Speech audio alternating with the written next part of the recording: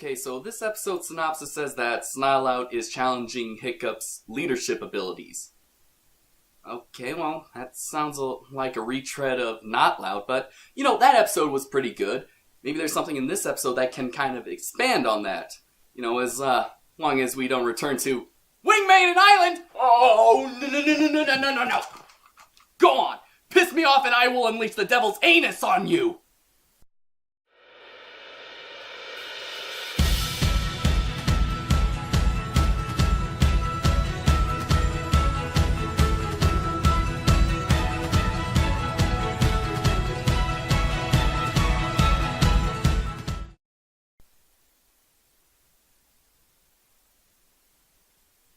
Oh, that was good. That was very good. It had some it was a character-driven story, had some growth, had some shocks. I'm surprised. Okay. You live another day. But I got my eye on you. Third episode of the final season is called Chain of Command, and yes, it's a Snotlout-centric episode, but not like the ones in the past. It's all about how Snotlout is kind of taken up like a mentor position, unknowingly to one of the wing maidens that honestly has kind of the same attitude. That's ultimately what makes this episode not only good, but really makes up for the cringe fest that was Snotlout's Angels. Not to say that Snotlout wasn't like his normal self in this episode. We get it briefly, but it's kind of nice to see another part of his character, as well as actually getting to know one of the secondary characters in this episode, which I kind of wished they focused on that as well as other parts of Wing Maiden culture in that episode. But, past is the past. You can't change it. Oh, how I wish I could change it. Anyway, the whole premise of the episode is that over on Defenders of the Wing Island, Mala, Dagger, and the rest of the Dragon Riders are having a summit meeting, and Hiccup and Snotlout are traveling to Wing Maiden Island to pick up Atali, so that they can have a discussion as to who should guard the rest of the Dragon Eye lenses from Johan and the Flyers. And so we're back to, again, it's the same standard, A plot, B plot.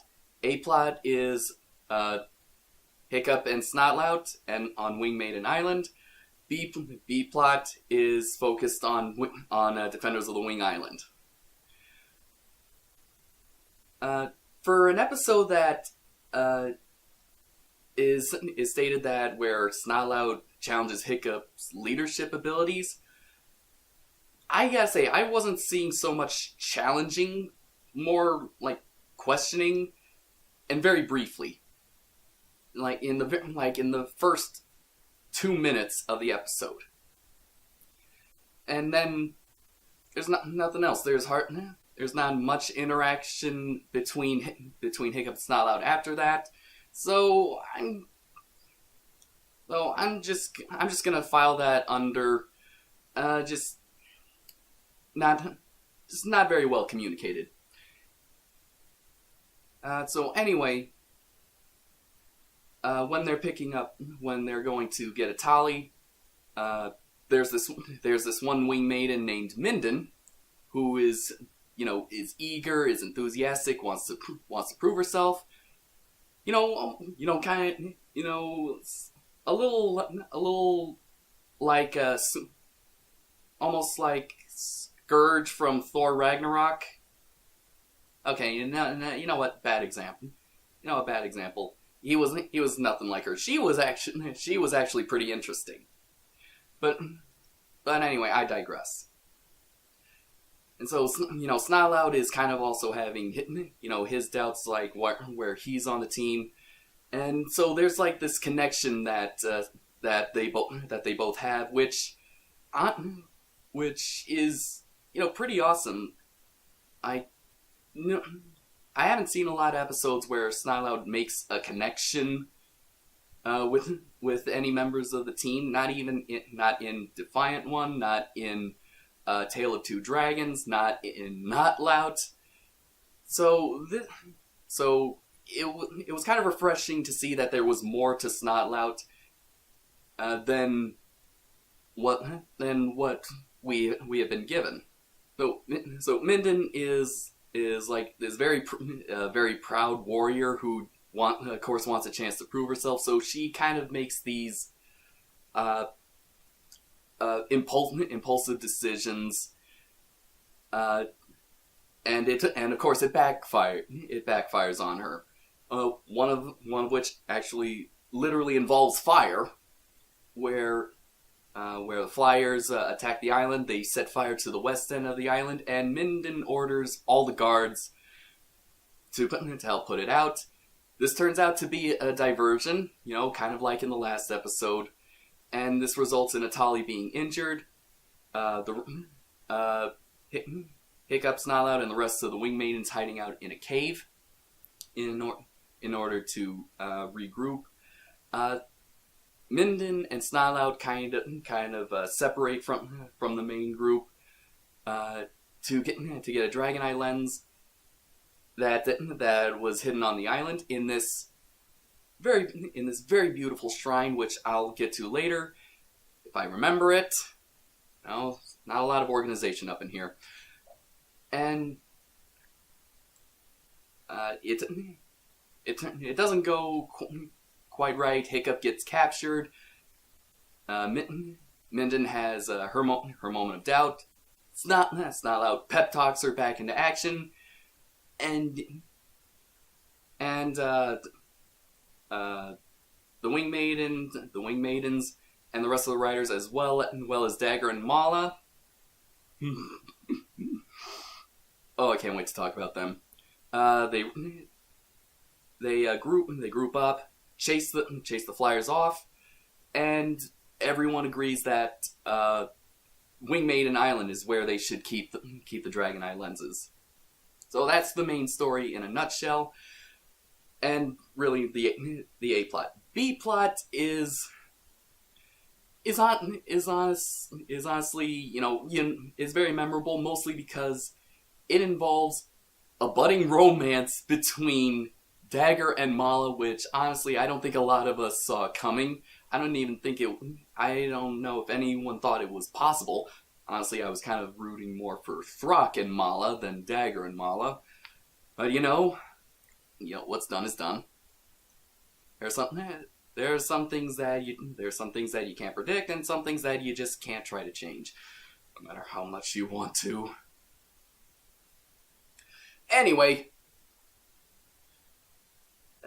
it all starts with an argument, which it's kind of nice to see Dagger just hot-blooded once again. Not to say that what we've seen in the past two or three seasons wasn't funny. They were.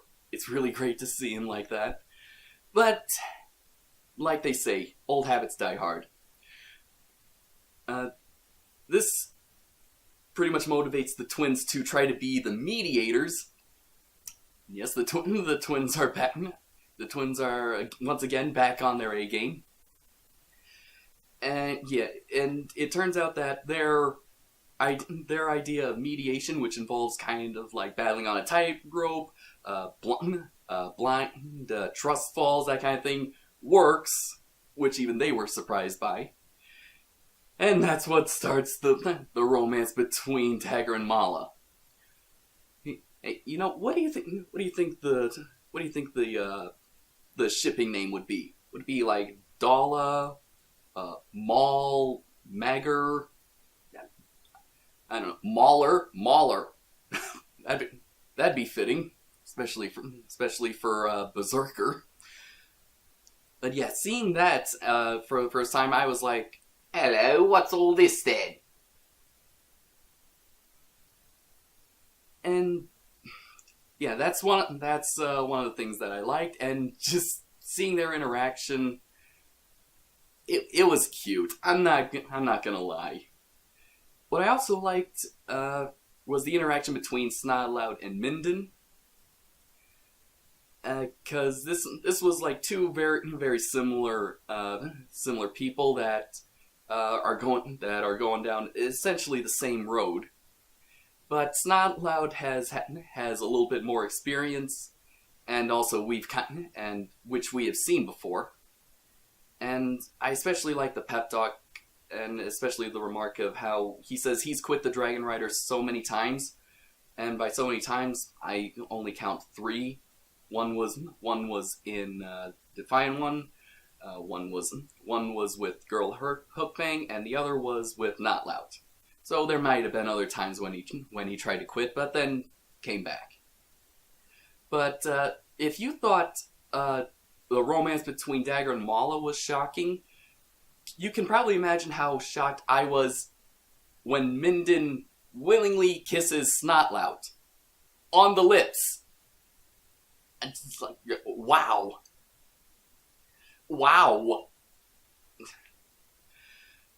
But now the other thing that I did like was like this little shrine to fallen razor whips, and we kind of get this little video game cutscene kind of intro for that shrine. There's a giant statue of a razor whip in the middle. There's a mural of a razor whip, and it's very, you can kind of feel like the spiritual vibe that place gives off, especially when Minden explains it.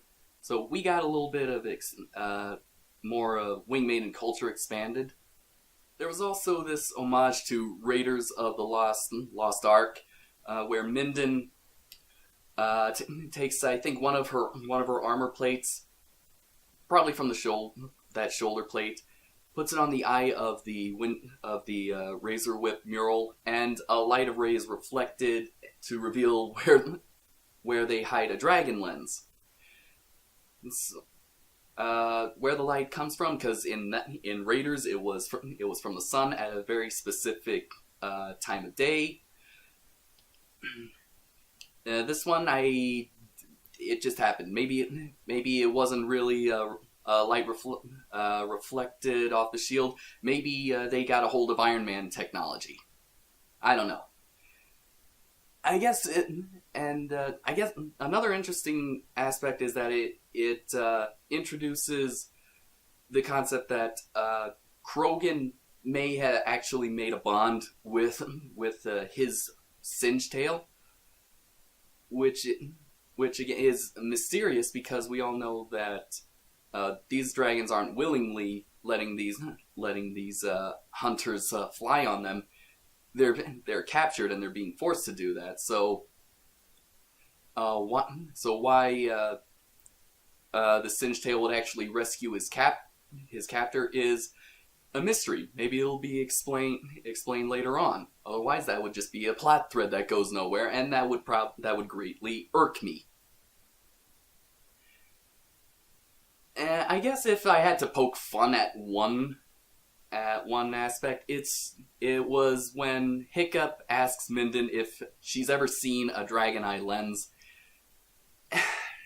and she just gives the most obvious lie in the history of obvious lies. It's just,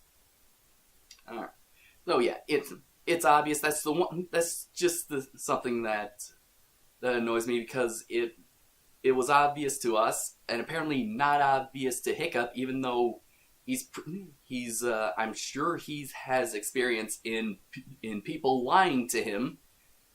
You know, you all remember Heather's first introduction.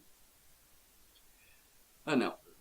But since this is more for Snotlout and Minden, Snotlout's the one who catches it, and he's ultimately the voice of reason. So, fine, I will give it that.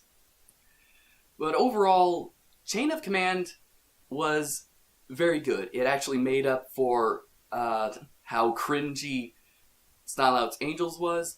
It expanded on Wing Maiden culture.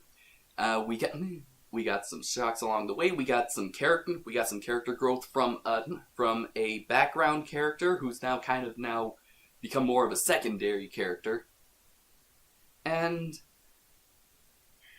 yeah, I got nothing else other than the fact that I do remember I didn't really do the hashtag at the end of the last video, so I'll do it right now. DreamWorks, if you are listening, please somehow get a deal with Netflix and release the discs. A lot of us do want physical copies of this. Blu-ray, DVD, I don't care. Just release the discs. Alright. Now that that's done, it's on to the next episode, which is Loyal Order of Ingerman. Great.